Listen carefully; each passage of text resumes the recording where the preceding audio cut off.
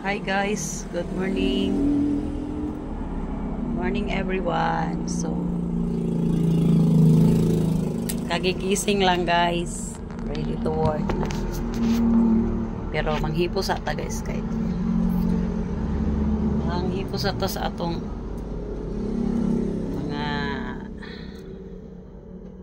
kinatulgan.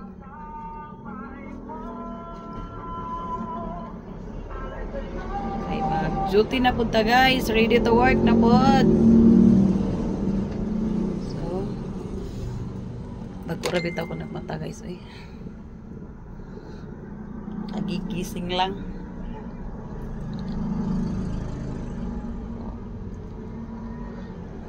Pero nakaayos-ayos na. Naman ako arrange.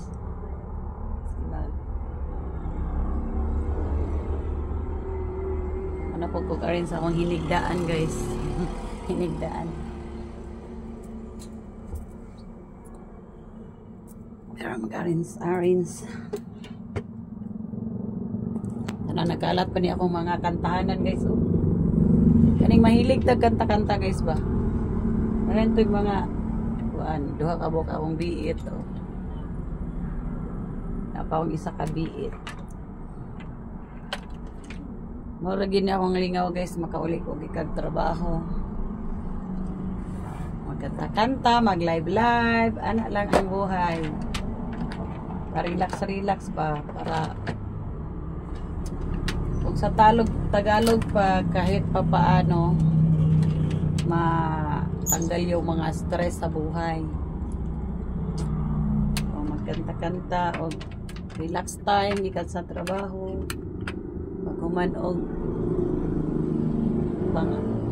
arin sa balay, relax time na o di magkanta-kanta na ang person. Kaya sa mag-live diba?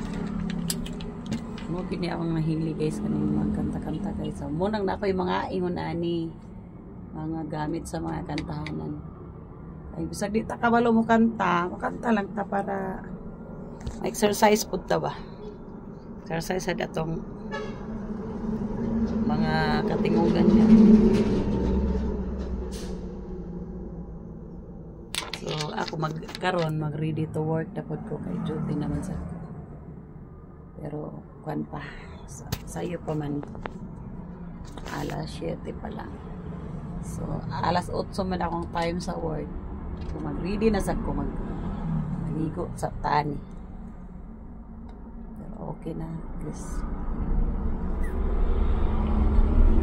Muni akong kwarto nga gamay, guys. Gamay ra kay kong kwarto.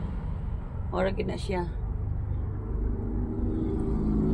Pero at least wala ka nag-abang, imong sarili lang nimo. So, okay na gyapon bala gamay tag kwarto. At least arrange siya tapos ako lang man isa sa akong kwarto.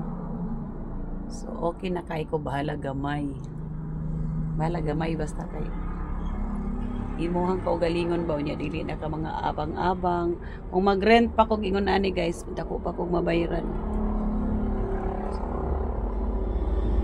malagamay basta kay imuhang kaugalingon diba guys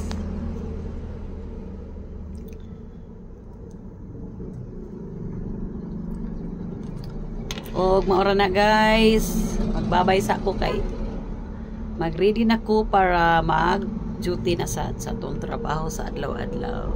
O maura na ambing ang tanan o God bless everyone. Good morning, bye-bye.